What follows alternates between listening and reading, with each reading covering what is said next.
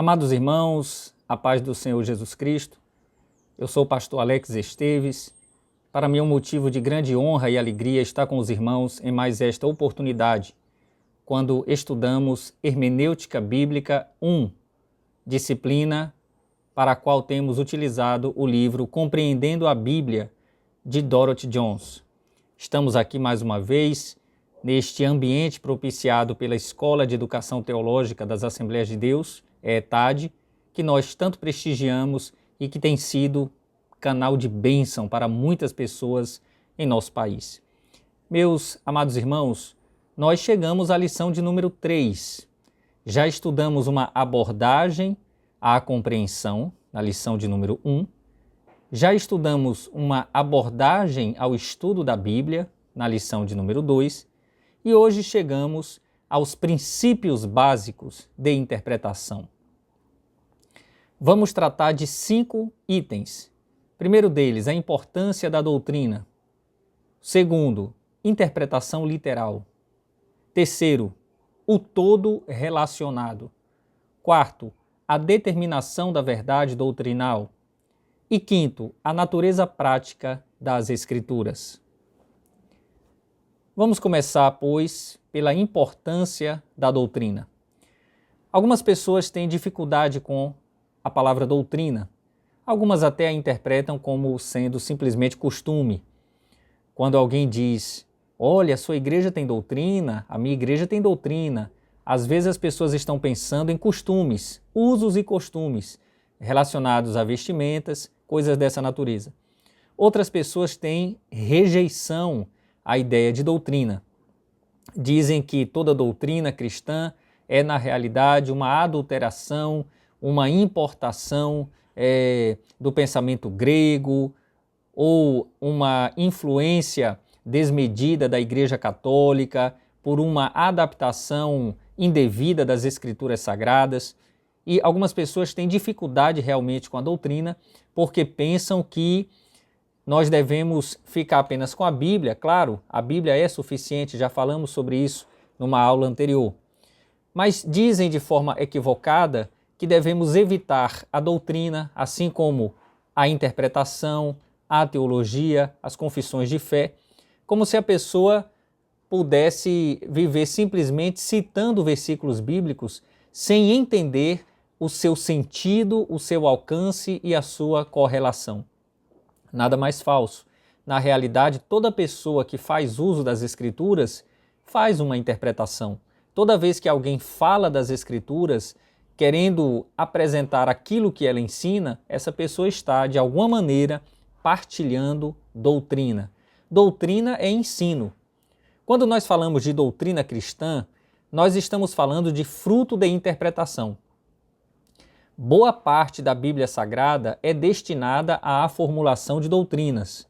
É claro que as doutrinas já estão sedimentadas, estão calcadas, alicerçadas na palavra de Deus. E os teólogos da teologia sistemática, apropriando-se das Escrituras Sagradas, escrevem aquilo que já está assentado na Bíblia. As doutrinas já constam da palavra do Senhor, mas os teólogos escrevem, arrazoam, fundamentam, escrevem livros, produzem vasta obra literária no campo doutrinário a partir do que já está contido na Bíblia Sagrada. Eu falei da teologia sistemática porque é na teologia sistemática que se estudam as doutrinas.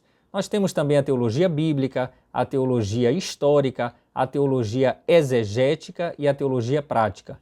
É dentro da teologia exegética que se encontra a hermenêutica, nosso objeto de estudo nesta disciplina.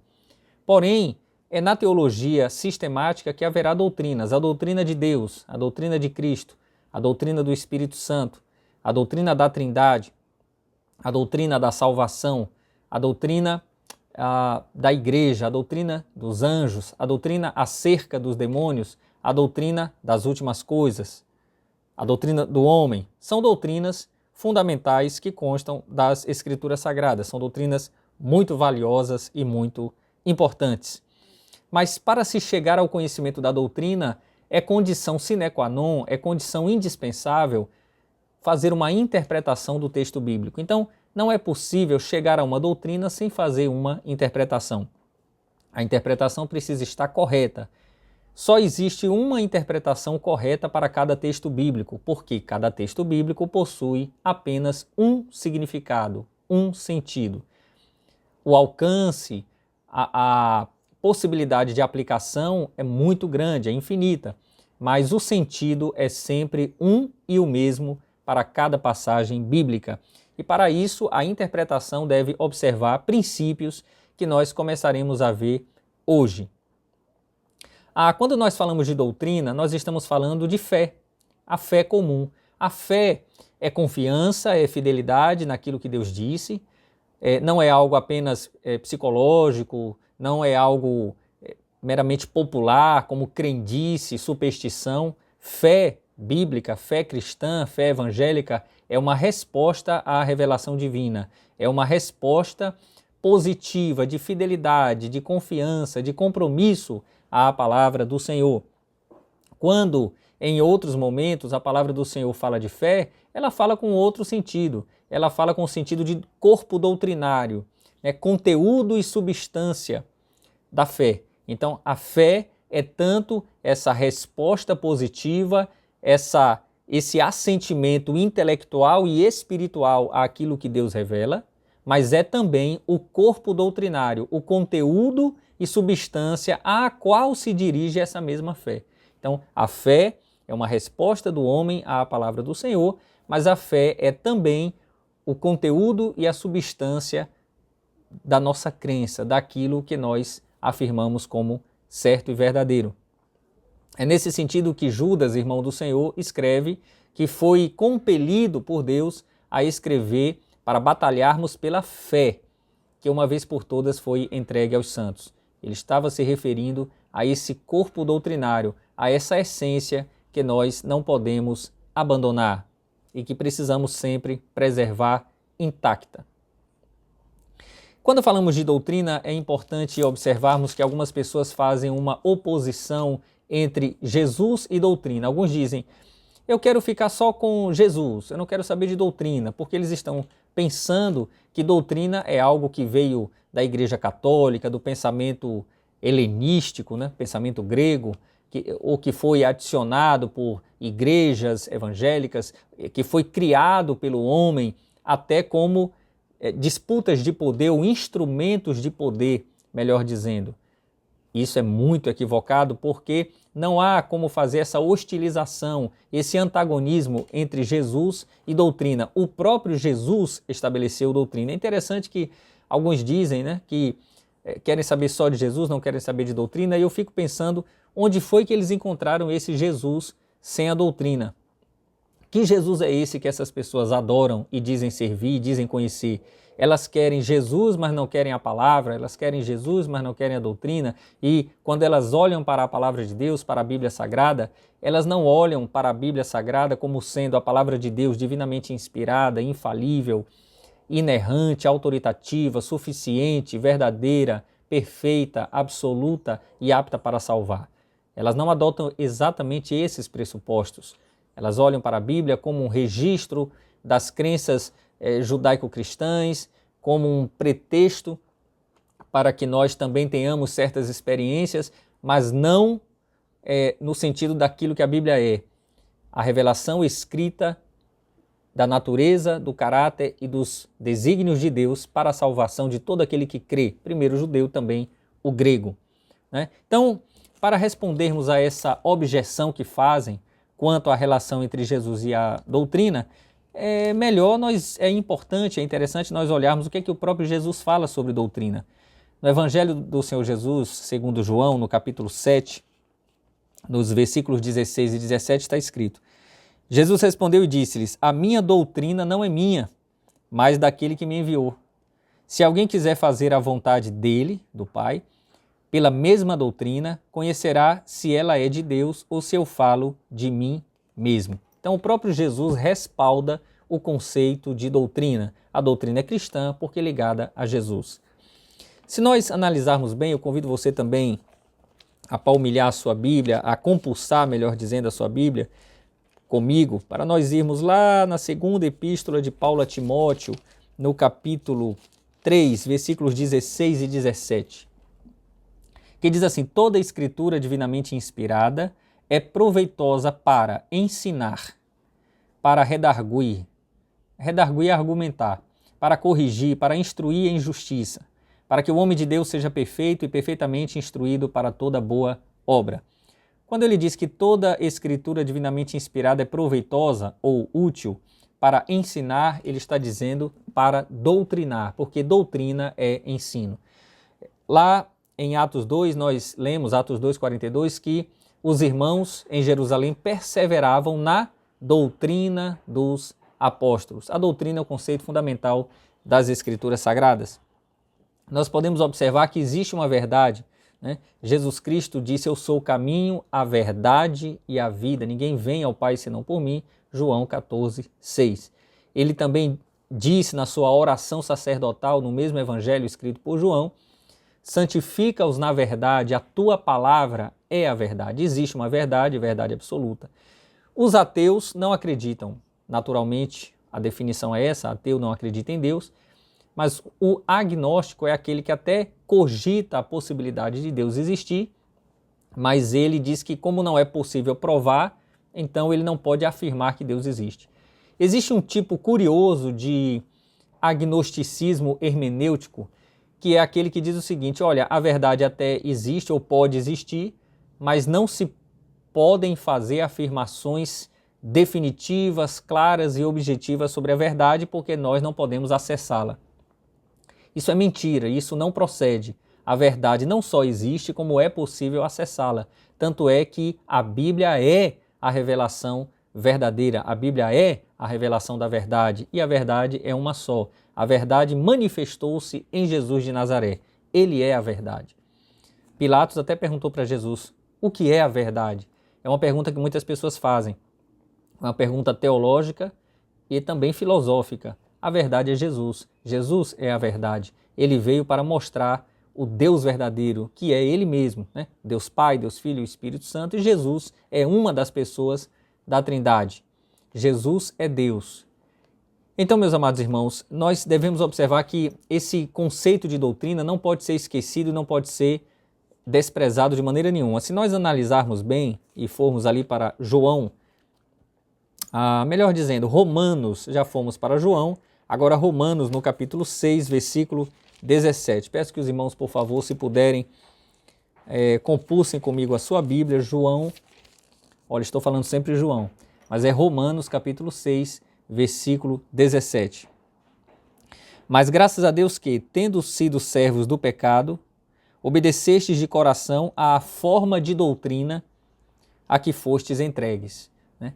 Em Gálatas 6, o apóstolo Paulo fala conforme esta regra. Quando ele diz conforme esta regra, no grego é cânon. A ideia de doutrina é de algo rígido, de algo que devia ser seguido de forma rigorosa, de forma segura, de forma atenta e diligente. Há uma doutrina, há uma regra, há um cânon. Cânon aí não no sentido simplesmente de cânon bíblico, de coleção de livros sagrados, mas de régua, regra, parâmetro, guia, orientação, padrão, modelo. Como Paulo diz, modelo das sãs palavras. Ele fala também a Timóteo para guardar o bom depósito e as tradições que foram recebidas. Então, meus amados irmãos, podemos observar também que lá em Malaquias, capítulo 2, versículo 8, está escrito que os sacerdotes estavam abandonando a doutrina. Podemos até compulsar a palavra do Senhor para olhar esse texto. Os irmãos conhecem, né, o livro de Malaquias, é um livro que está estruturado em perguntas e respostas. Malaquias 2, versículo 8, mas vós vos desviastes do caminho, a muitos fizestes tropeçar na lei, corrompestes o concerto de Levi, diz o Senhor dos Exércitos. Os sacerdotes no Antigo Testamento tinham a função de ensinar. Apresentavam sacrifícios a Deus pelos pecados deles e do povo, mas também ensinavam. Era uma função muito importante. Infelizmente, os sacerdotes estavam pecando e distorcendo a palavra do Senhor. Devemos evitar ao máximo, devemos evitar o pecado e é pecado também distorcer aquilo que Deus disse.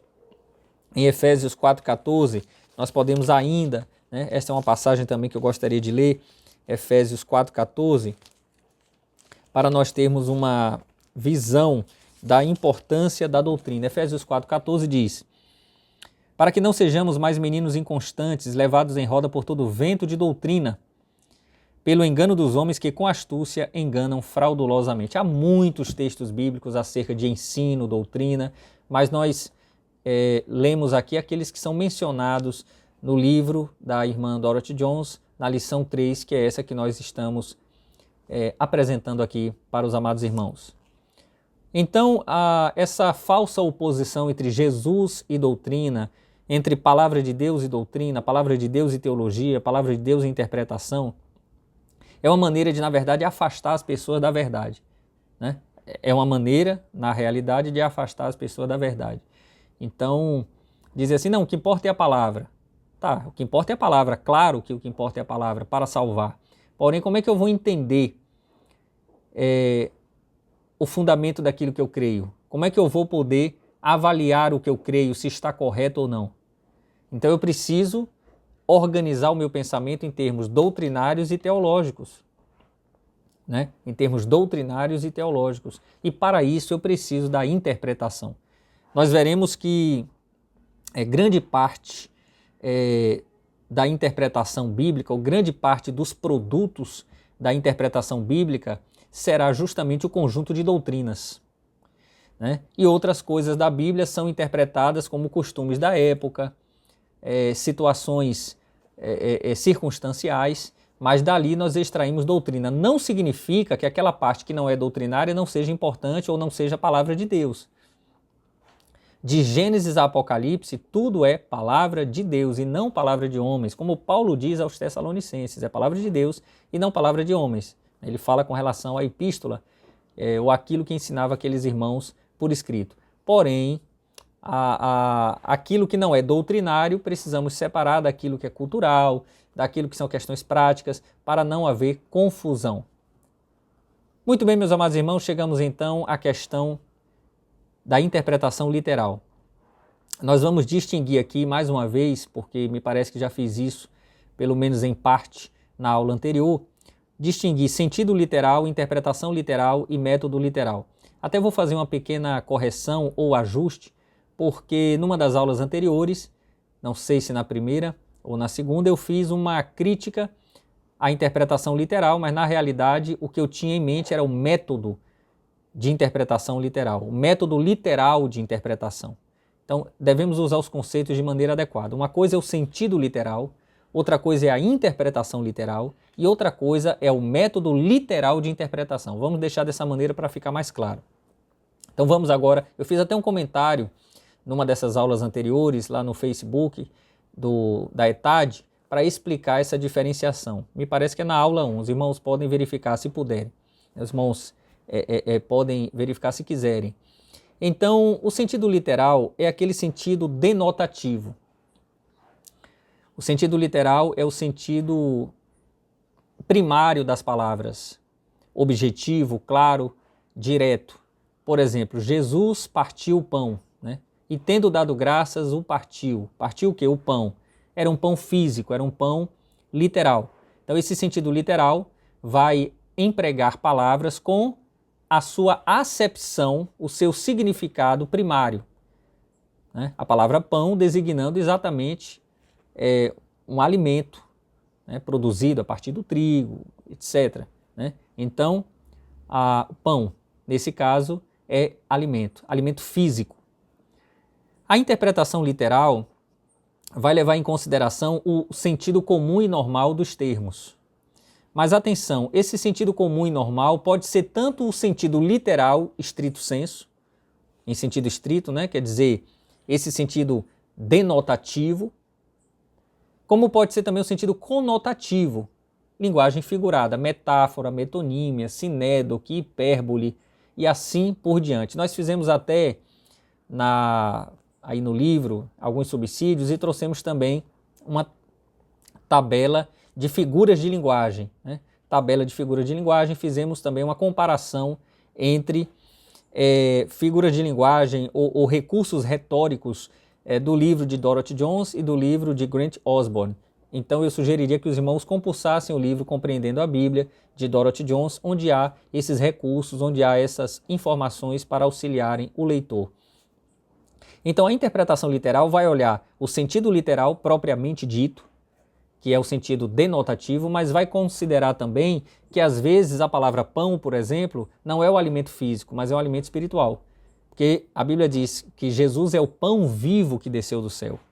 Aí já é o sentido conotativo, é uma metáfora. Né? Quando eu sou a luz do mundo, né? Eu sou o bom pastor. Né? Claro que ele é pastor, mas ele está fazendo aí ele está usando uma metáfora, né, para dizer que ele é o cuidador, é aquele que provê a satisfação de nossas reais necessidades. Né? Eu sou a porta. Tudo isso são metáforas, né? E a metáfora é uma das muitas figuras de linguagem que existem e a Bíblia emprega várias delas, como nós veremos oportunamente. Tá certo? Então, sentido literal, sentido denotativo, sentido puro e simples de um termo. Direto, objetivo, claro, primário. A interpretação literal, porém, considera tanto o sentido denotativo como o sentido conotativo, sentido figurado, figuras de linguagem, né, e recursos retóricos. E o método literal de interpretação é diferente. É um método ao pé da letra. É um método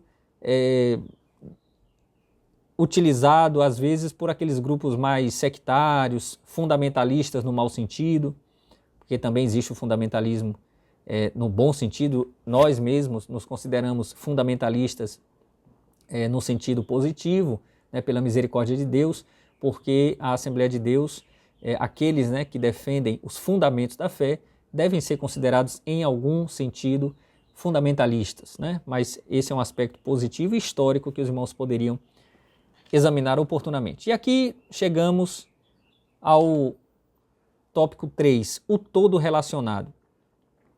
Nós já falamos sobre unidade e harmonia das Escrituras. Unidade, a Bíblia não se contradiz. Harmonia, a Bíblia apresenta um todo coerente de doutrina. Precisamos considerar bastante isso. Unidade, a Bíblia não se contradiz. Harmonia, a Bíblia apresenta um todo coerente de doutrina. A revelação, então, é uma revelação progressiva, já falamos sobre isso, mas eu queria trazer aqui um texto que está exatamente na lição que estamos estudando, 1 Pedro capítulo 1, de 10 a 12. Preste bem atenção, por favor. Da qual salvação inquiriram e trataram diligentemente os profetas que profetizaram da graça que vos foi dada? Indagando que tempo ou que ocasião de tempo o Espírito de Cristo que estava neles indicava, anteriormente testificando os sofrimentos que a Cristo haviam de vir e a glória que se lhes havia de seguir. Anteriormente testificando os sofrimentos que a Cristo haviam de vir, e eles vinham indagando que tempo ou que ocasião de tempo o Espírito de Cristo que estava neles indicava para o acontecimento daquelas coisas, aos quais foi revelado que, não para si mesmos, mas para nós, eles ministravam estas coisas que agora vos foram anunciadas por aqueles que pelo Espírito Santo enviado dos céus vos pregaram o Evangelho, para as quais coisas os anjos desejam bem atentar. Então, nem tudo foi revelado aos profetas antigos, nem tudo foi revelado, e eles almejavam descobrir, almejavam conhecer, mas nem tudo lhes foi revelado, e eles apenas descortinaram alguma coisa que seria revelada a posteriori. E aqui em Hebreus, um outro texto referencial para essa seção de revelação progressiva, está aqui, Hebreus 1, de 1 a 4. Havendo Deus antigamente falado muitas vezes e de muitas maneiras aos pais pelos profetas, a nós falou-nos nestes últimos dias pelo Filho. Note a diferença, né? Antigamente e nestes últimos dias. Olha a diferença temporal. A quem constituiu o herdeiro de tudo, por quem fez também o mundo, o qual, sendo o resplendor da sua glória, glória do Pai, e a expressa imagem da sua pessoa, e sustentando todas as coisas pela palavra do seu poder, havendo feito por si mesmo a purificação dos nossos pecados, assentou-se à destra da majestade nas alturas, feito tanto mais excelente do que os anjos, quanto herdou mais excelente nome do que eles. Em Colossenses 2,9 está escrito que nele, em Cristo, habita corporalmente toda a plenitude da divindade. Jesus é Deus. Há até uma diferença interessante. Jesus é Deus, significa que Jesus é uma pessoa divina. Não é exatamente correto assim dizer que Deus é Jesus. Alguns dizem, Deus é Jesus. Os liberais, alguns deles gostam de dizer Deus é Jesus. Não, Jesus é Deus, mas Deus é Pai, Filho e Espírito Santo. Alguns que são modalistas, né, unicistas, modalistas, gostam de dizer que Deus é só Jesus. Não, Jesus é Deus e Deus é Pai, Filho e Espírito Santo. Tá bom? Para nós não sermos unicistas, porque somos trinitarianos, né? Teístas, com T de tatu, teístas trinitarianos. Mas essa é outra questão aí que tem a ver com teontologia, que é a doutrina do ser de Deus, né? É uma outra área da teologia, aí já no campo da teologia sistemática. Como eu falei, nós estamos no campo da teologia exegética, que estuda hermenêutica. Existe a regra de ouro. Qual a regra de ouro que nós já mencionamos em outra aula? Escritura interpreta a Escritura. A Escritura não se contradiz. Isso aqui é importante naquele passo que nós mencionamos de correlação, né? Observação, interpretação, resumo, avaliação, aplicação e correlação. Essa parte da correlação homenageia, considera, valoriza, respeita a unidade e a harmonia das Escrituras Sagradas. É muito importante aquele livro do Lund, que eu mencionei na aula passada, né, do Lund e do P.C. Nelson, vai mostrar várias regras próprias do método histórico-gramatical de interpretação, né? Então, vai mostrar a importância do contexto. Irmãos, interpretar é, em grande medida, analisar o contexto. Nenhuma palavra tem sentido por si mesmo fora do seu contexto. Guarde bem isso, né? Às vezes uma palavra, num contexto, tem um sentido muito diferente daquela mesma palavra em outro contexto, né? Então, é necessário observar o termo, que é o vocábulo, a palavra, no seu enunciado. O enunciado ou sentença, né? O enunciado pode ser uma frase, pode ser uma oração, né? Frase é um enunciado simples. Oração é o enunciado com a presença de um verbo, né, que não seja de ligação, né? É uma questão gramatical. Então, a frase ou a oração são enunciados, né? E o parágrafo já é um conjunto de enunciados. A Bíblia está dividida em capítulos, mas esses capítulos foram adicionados muito tempo depois, já na Idade Média. E a divisão em versículos veio posteriormente.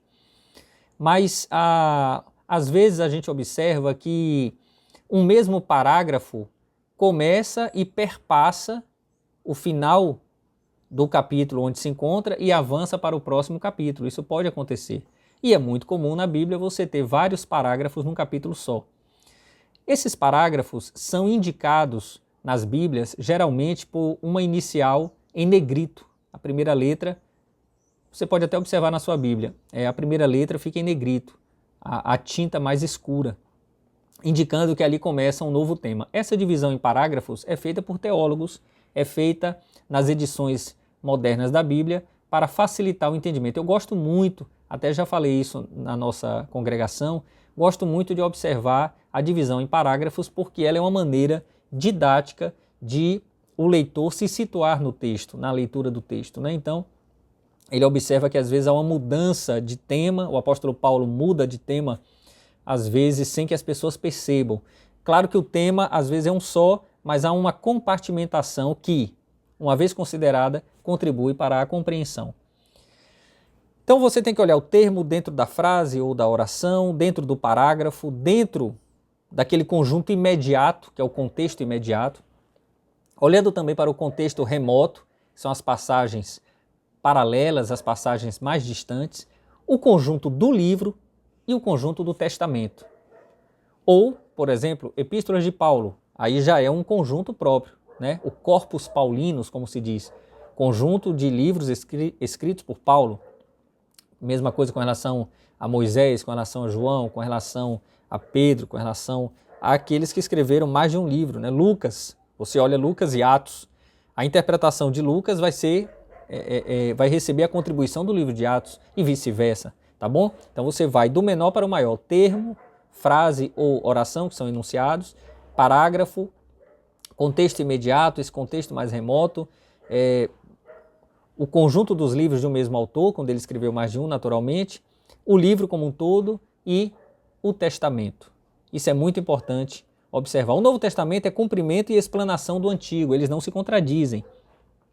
Os teólogos liberais gostam de dizer que há uma teologia paulina, teologia joanina. Claro que há, mas não no sentido de inovações ou algo fragmentado e estanque, divisivo, né? Na verdade, o único autor da Bíblia, em última análise, é o Espírito Santo. E os autores sagrados escreveram, claro que com seu vocabulário próprio, estilo, temperamento, personalidade, em circunstâncias temporais e espaciais determinadas, cada um com a sua maneira de escrever, em datas próprias, locais próprios, com elementos culturais próprios, porém, tudo aquilo é palavra de Deus e não de homens. Então não há essa fragmentação, esse caráter estanque na palavra do Senhor. A palavra do Senhor é uma só, ela tem unidade e harmonia. Então o Novo Testamento é cumprimento e explanação do Antigo. Não há esse hiato que alguns apresentam. Daí nós precisamos ter muito cuidado com o uso dos textos prova. Na teologia sistemática é muito comum e é da essência da teologia sistemática apresentar fundamentação escriturística para aquilo que se diz. É claro que isso é necessário, né? Jesus é Deus. Aí vem entre parênteses vários versículos. Você pode até ter uma noção básica da teologia sistemática dessa maneira. Teologia sistemática é aquela que apresenta uma afirmação e entre parênteses vai trazer um rol de versículos fundamentando aquilo. Porém, o uso de textos prova, e isso é texto prova, mas o uso de textos prova precisa ser feito de maneira muito consciente, porque pode ser que aquele texto pareça dizer uma coisa e na verdade não diz. Ele parece dizer determinada coisa e na verdade não está dizendo, porque no contexto o sentido é outro. No contexto o sentido é outro. Eu vou dar uns exemplos para os irmãos, ficar mais claro. Vamos lá para o livro de Amós. Amós, Oséias, Joel, Amós, né? No capítulo 4, versículo 12, olha só. Portanto, assim te farei, ó Israel, e porque isso te farei, prepara-te, ó Israel, para te encontrares com teu Deus. É bonito, né? Olha, prepara-te, ó Israel, para te encontrares com o teu Deus. Então, alguém diz assim, olha, tá vendo aí? Deus está dizendo aqui que é para a igreja se preparar porque ele vai voltar nas nuvens e haverá um alarido e voz de arcanjo, trombeta de Deus, e os que estiverem vivos subirão, os que morreram em Cristo ressuscitarão primeiro, já fazem logo uma relação com o que Paulo escreveu aos Tessalonicenses, com o que está lá em Mateus 24, Marcos 13, Lucas 21, sermão escatológico, etc. Porém, aqui não é isso. Se nós analisarmos bem, ele vem dizendo o seguinte, no versículo 10, enviei a peste contra vós, à maneira do Egito, os vossos jovens matei à espada, e os vossos cavalos deixei levar presos, e o fedor dos vossos exércitos fiz subir ao vosso nariz. Contudo, não vos convertestes a mim, disse o Senhor. Subverti alguns dentre vós, como Deus subverteu a Sodoma e a Gomorra.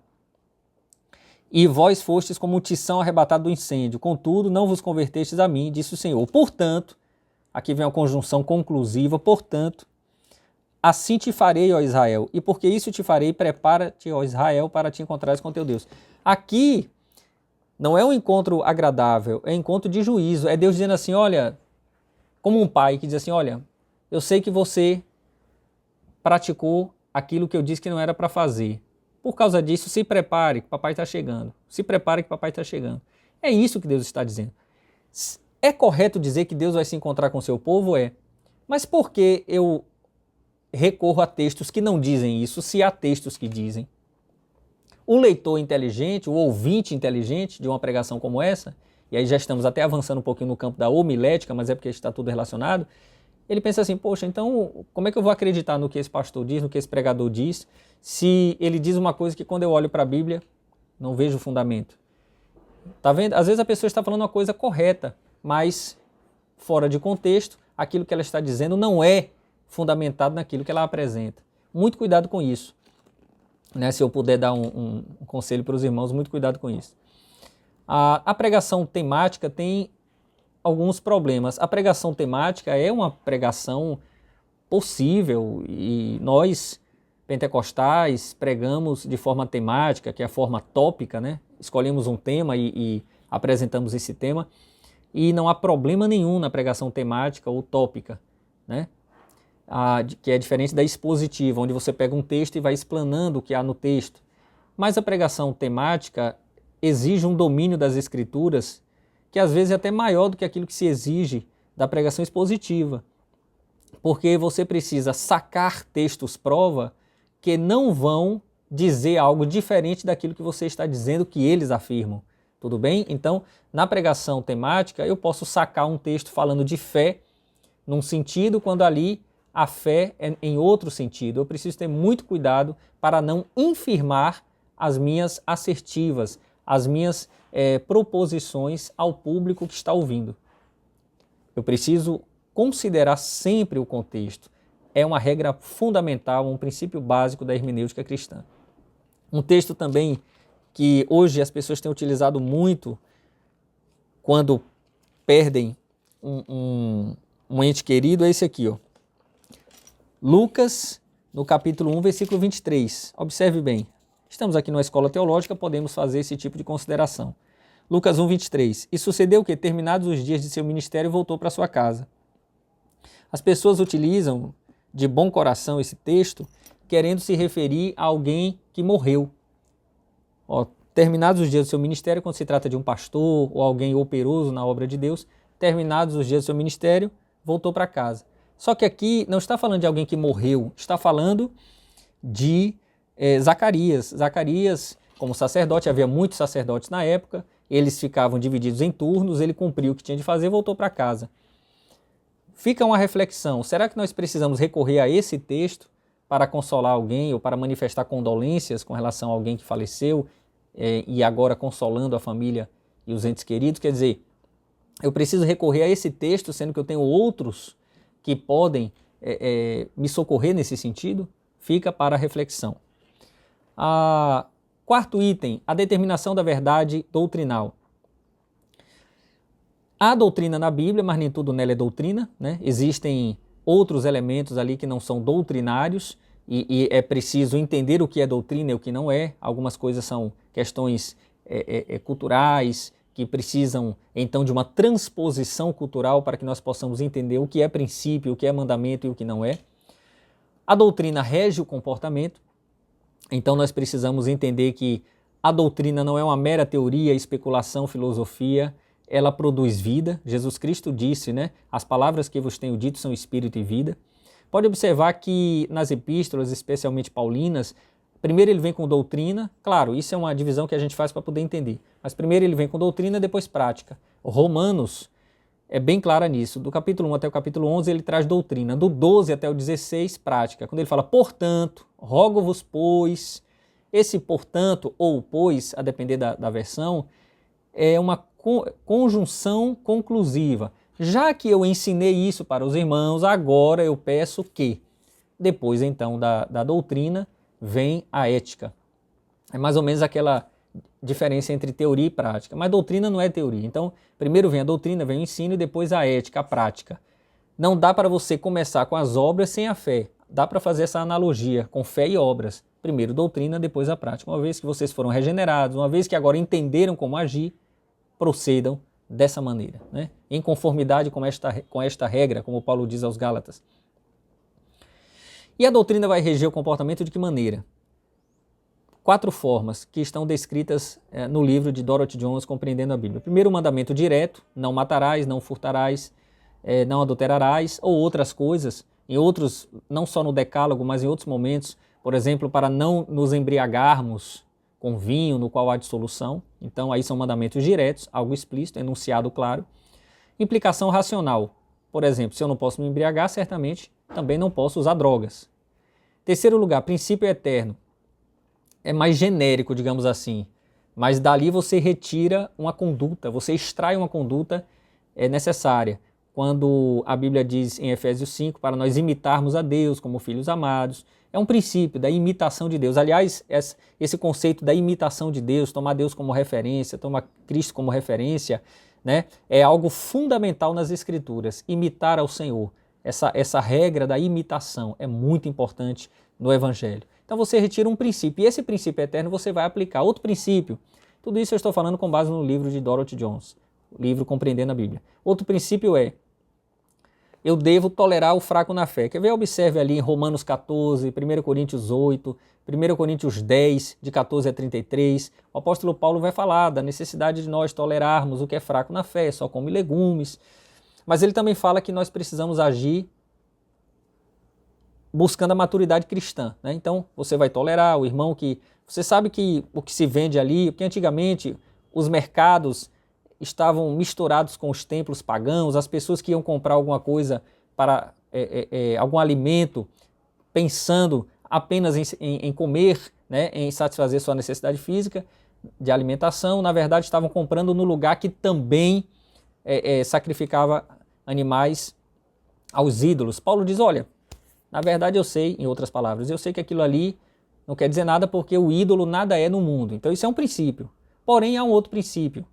Você não fazer nada que vai causar escândalo, porque tem um irmão que pensa que uma vez comendo daquilo eu vou me contaminar, então é bom evitar, né? E aí vem o outro aspecto que é o da consciência. A Bíblia fala, bem-aventurado aquele que não se condena nas coisas que aprova, né? Não é que eu vou me tolher pela consciência do outro, né? Tolher a minha liberdade ou constrangê-la pela consciência do outro, mas eu vou ter tolerância para com o irmão, amar, ter compaixão, me compadecer das necessidades alheias e, paulatinamente, vamos todos trabalhando para que haja o entendimento dos mandamentos diretos, das implicações racionais, dos princípios eternos, para que a nossa consciência não seja tão abatida por interpretações equivocadas.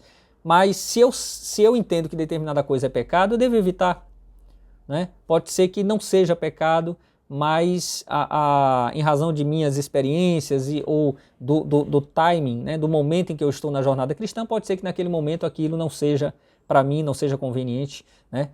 Paulo diz, né, todas as coisas me são lícitas, mas nem todas as coisas convêm, né? Todas as coisas me são lícitas, mas não me deixarei dominar por nenhuma delas. 1 Coríntios 6, 12, 1 Coríntios 10, 23.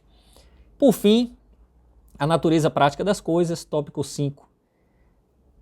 Devemos observar, irmãos, que a mensagem da Bíblia é de que Deus enviou seu Filho para morrer pelos pecadores. Essa é a mensagem bíblica, né? Devemos evitar aquelas genealogias, especulações frívolas, inúteis, vazias, que não levam a lugar nenhum. Tem gente que está mais preocupado com o que Jesus fez entre os 12 e os 30 anos de idade do que com aquilo que ele fez nos 3 anos em que exerceu seu ministério público.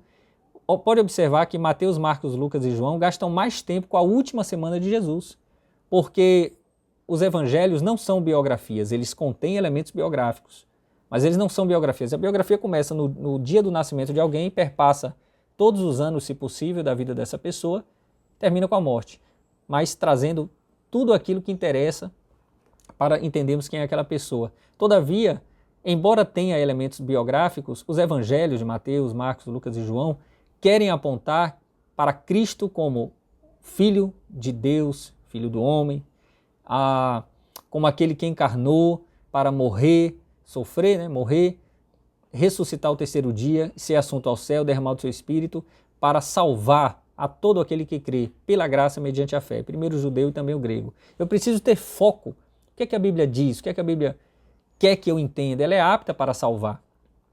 Isso também pode ser considerado um dos pressupostos de leitura da Bíblia.